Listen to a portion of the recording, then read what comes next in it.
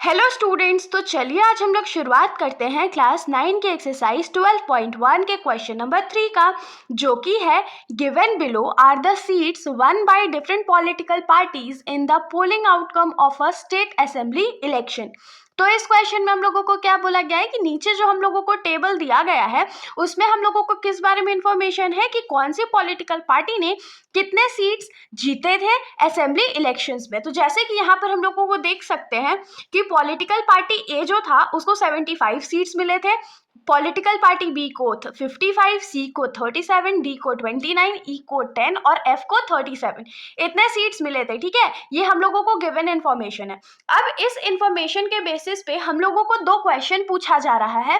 पहला क्वेश्चन है कि draw a bar graph to represent the polling results, मतलब कि ये जो रिजल्ट आया है सीट कितने किसने जीते हैं, कौन से पॉलिटिकल पार्टी ने कितने सीट्स जीते हैं, इसका हम लोगों को एक बार ग्राफ रिप्रेजेंटेशन करना है। और दूसरा हम लोगों को क्या करना है कि विच political party won the maximum number of seats, ऐसा कौन सा पॉलिटिकल पार्टी था जिसको सबसे ज्यादा सीट्स मिले। तो हम लोग कैसे पता करेंगे, पहले तो बार ग्राफ बना लेंगे और जिसका बार सबसे लंबा जाएगा वो हमारा जीतने वाला पॉलिटिकल पार्टी हो जाएगा। तो चलिए शुरुआत करते हैं।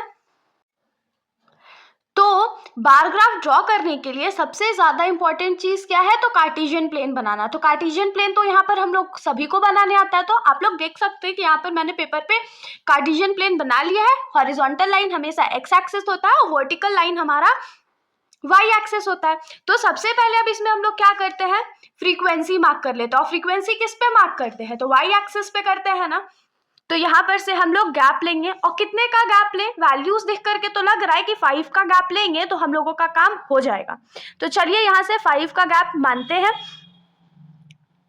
1-1 सेंटीमीटर का गैप लेते हैं, जिससे हमारा जो बार ग्राफ है वो एकदम परफेक्ट बनेगा। स्केल से मेजरमेंट करके अगर आप लोग बार ग्राफ ड्रॉ करिएगा तो वो बहुत ज्यादा नीट एंड क्लीन बनेगा। ठीक है, ये हमने यहाँ पर मार्क कर लिया। अब हमने तो 5-5 का गैप माना था, तो 0 से ये 5 हो जाएगा, 10, 15, 20, 25, 30, 35, 40, 45, 50, 55। ये तो 55 पे ही रुक गया, मतलब हम लोगों को ये जो लाइन है थोड़ा सा और एक्सटेंड करना पड़ेगा, क्योंकि हमारा जो हाईएस्ट वैल्यू है वो 75 का है। तो हम लोग इसको थोड़ा सा और एक्सटेंड कर लेते हैं, मान लीजिए 4 सेंटीमीटर और कर लेते हैं। ये हो जाएगा 60, 65, 70 और 75। ये तो कुछ ज़्यादा ही ऊपर चला गया। ठीक है, तो आप लोग यहाँ पर ध्यान से बनाइएगा इसको। तो यहाँ पर हम लोग लिख लेते हैं, ये हमारा हो गया 60,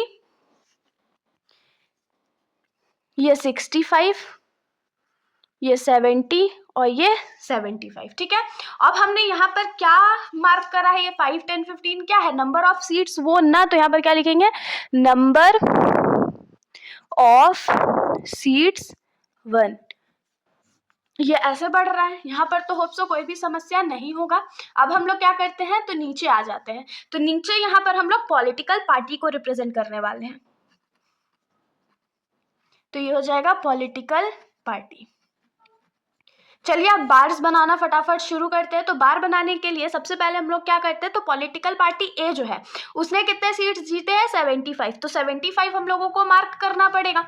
तो 75 मार्क कैसे करेंगे, बहुत ऊंचा है तो फटाक से इसको हम लोग मार्क कर लेते हैं।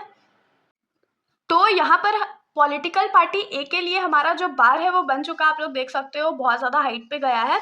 तो यहाँ पर अब नीचे में हम लोग लिख लेते हैं कि ये पॉलिटिकल पार्टी ए है। अब पॉलिटिकल पार्टी बी पे आते हैं। तो बी को कितने सीट्स मिले थे, तो 55। तो 55 हम लोग मार्क कर लेते हैं। मार्क करना, सही सही मार्क करना बहुत ज़्यादा इंपॉर्टेंट है। तो आप लोग स्केल के बिना तो मार्क मत कीजिएगा। बहुत बच्चे ऐसे भी होते हैं जो सिर्फ हाथ का यूज़ करते हैं, हाथ का यूज़ करना है लेकिन स्केल के साथ। तो ये हमारा 55 पे बार ग्राफ जो है वो ड्रॉ हो गया। ऊपर में हम लोग यहाँ पर लिख देते हैं 55 और इसमें हम लोग लिख देंगे 75। ठीक है, ये हो गया। और ये हमारा पॉलिटिकल पार्टी बी के लिए था, तो ये बी नीचे मेंशन कर देंगे। नेक्स्ट क्या है, पॉलिटिकल पार्टी सी, और उसको कितने वोट्स मिले हैं, तो सीट्स मिले हैं तो 37। तो 37 कहाँ आएगा, 35 और 40 के बीच में, मतलब 35 से थोड़ा ऊपर। तो 35 से थोड़ा ऊपर का हम लोग ग्राफ बना लेंगे। यह हमारा 35 है, 35 से थोड़ा सा ऊपर यहाँ पर आ जाएगा।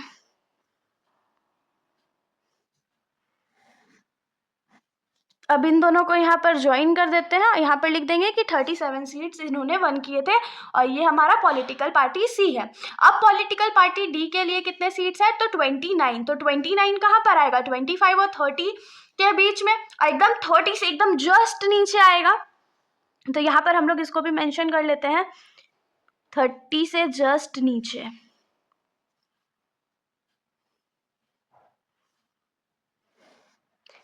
और इसने कितने सीट्स जीते हैं, तो 29, और ये हमारा पॉलिटिकल पार्टी डी हो गया। अब पॉलिटिकल पार्टी ई पे आते हैं, तो पॉलिटिकल पार्टी ई में कितने सीट्स हैं, 10। तो 10 तो हमारा यहीं पर 2 सेंटीमीटर के गैप पे, तो ये यहाँ पर आ जाएगा।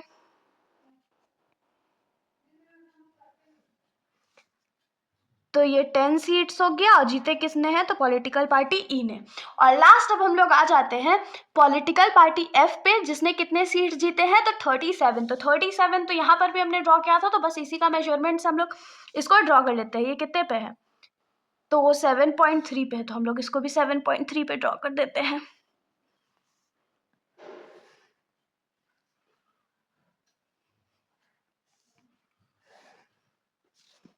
और ये हमारा लास्ट पॉलिटिकल पार्टी के लिए भी जो बार था वो ड्रॉ हो चुका है। तो यहाँ पर से हमारा जो ये बार ग्राफ है वो एकदम रेडी है। अब हम लोग आ जाते हैं इस क्वेश्चन के जो इंटरनल क्वेश्चंस है उस पे। तो पहला क्वेश्चन तो हमारा बार ग्राफ बनाने का था, वो हमने कर लिया है। नेक्स्ट हम लोगों को सेकंड क्वेश्चन में क्या पूछा गया था कि कौन सा ऐसा पॉलिटिकल पार्टी है जिसको सबसे ज्यादा नंबर ऑफ वोट्स मिले हैं। तो यहाँ पर क्या लिखेंगे, पॉलिटिकल पार्टी। अब आप लोग बताइए कौन से पार्टी को सबसे ज्यादा नंबर ऑफ वोट्स मिले, तो पॉलिटिकल पार्टी ए को। क्यों, क्योंकि उसके पास सीट्स जो है वो 75 है। अगर सीट 75 है तो ऑफकोर्स वोट्स भी उन्हीं के पास ज्यादा है, या सीट्स उन्हीं के पास ज्यादा है। तो डायरेक्ट क्या लिखेंगे कि political party A has one the maximum number of